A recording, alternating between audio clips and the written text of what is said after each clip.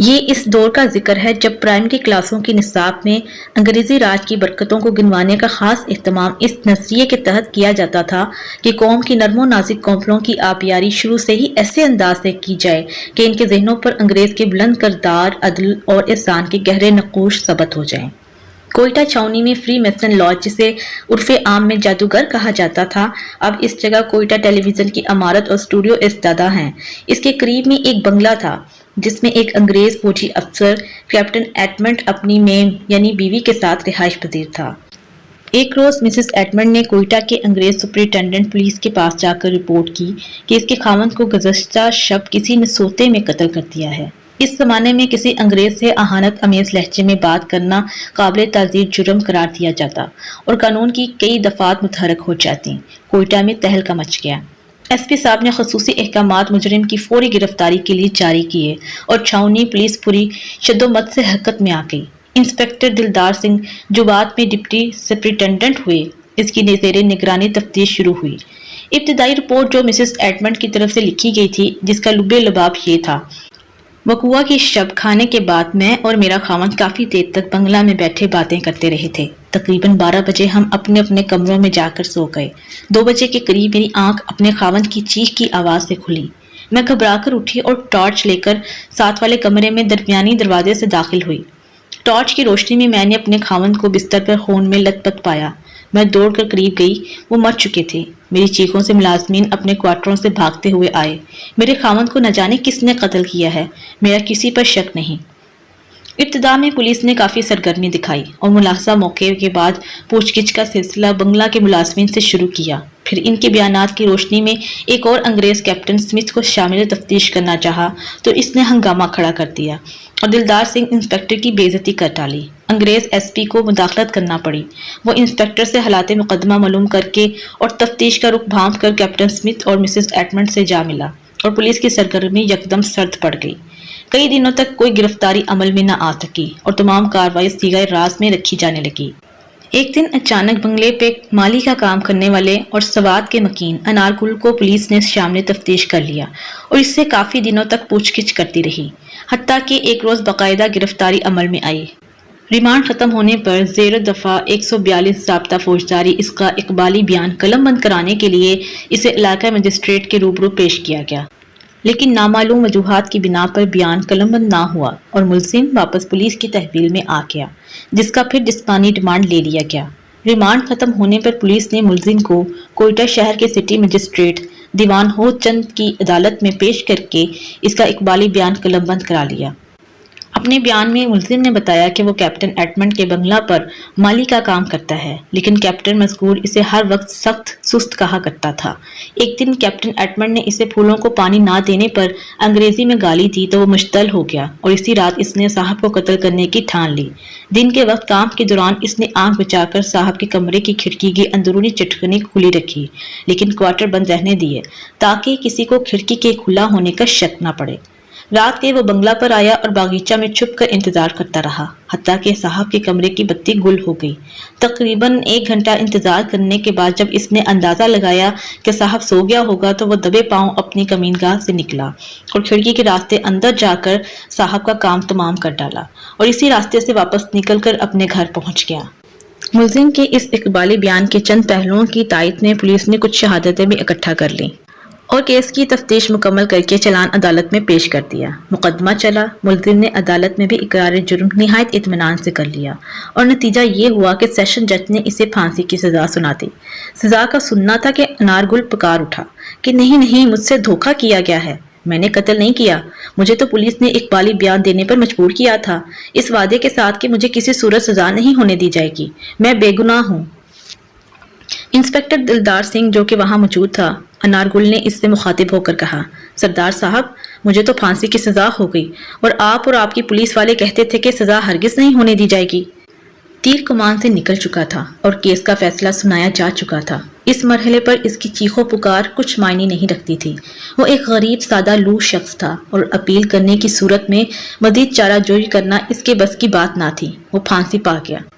چونکہ یہ کیس بھی عوام میں ان دنوں موضوع بحث بنا تھا اور ہر طبقے کے لوگوں نے اپنے طور پر اس ظلم کی مذمت بھی کی تھی، لیکن انگریزی راج ایسا تھا کہ عوامی سطح پر صدائے احتجاج بلند نہ کی جا سکتی تھی۔ میں نے اپنے طور پر اس کیس کو بعد میں کلیدہ تو حقائق جو میرے سامنے آئے تھے کہ مسز ایڈمنڈ ایک عیاش انگریز عورت تھیں اور اس کا معاشقہ کیپٹن اسمتھ سے عرصے سے چل رہا تھا۔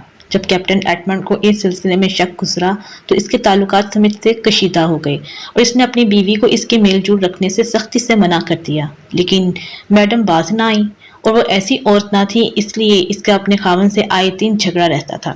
بنگلے کے ملازمین یعنی خانسامہ وغیرہ جو گھر کے بھیدی تھے، ان کے مطابق کیپٹن ایڈمنڈ کی غیر موجودگی میں کیپٹن اسمتھ اکثر آ کر میم صاحب کے ساتھ گھنٹوں وقت گزارتے تھے۔ وقوع کے روز ایڈمنڈ گھر پر یہ کہہ کر سر شام ہی باہر چلا گیا تھا کہ وہ کھانا باہر کھائے گا اور نصف شب کے بعد ہی گھر واپس لوٹے گا۔ اس پر میم صاحب نے اسمتھ کو میدان صاف ہونے کی خبر کر دی تھی۔ اسمتھ آ گیا، کھانا بھی اس نے وہاں کھایا۔ ابھی وہ میم صاحب کے کمرے میں موجود تھا کہ ملازم فارغ ہو کر اپنے اپنے کوارٹروں میں چلے گئے۔ رات کے آخری حصے میں میم صاحب کی چیخو پکار پر ان کی نیند کھلی اور دوڑتے ہوئے آئے۔ انہوں نے صاحب کو خون میں لت پت مردہ حالت میں اپنے بستر پر پڑا پایا۔ ملازمین حیران تھے کہ صاحب کے کمرے میں کوئی بھی دروازہ نہیں ہے تو یہ کیسے قتل ہو سکتا ہے؟ اسے قتل کرنے کے لیے کوئی میم صاحب کے کمرے سے ہی درمیانی دروازے کے ذریعے داخل ہو سکتا تھا، ورنہ اور کوئی راستہ نہ تھا۔ اور جب صبح پولیس بنگلے پر پہنچی تو اس نے ملحظہ موقع واردات کیا تھا تو میم صاحب کے کمرے سے انہیں ایک ٹوپی ملی تھی جسے تمام ملازمین نے شناخت کیا کہ وہ کیپٹن اسمتھ کی تھی۔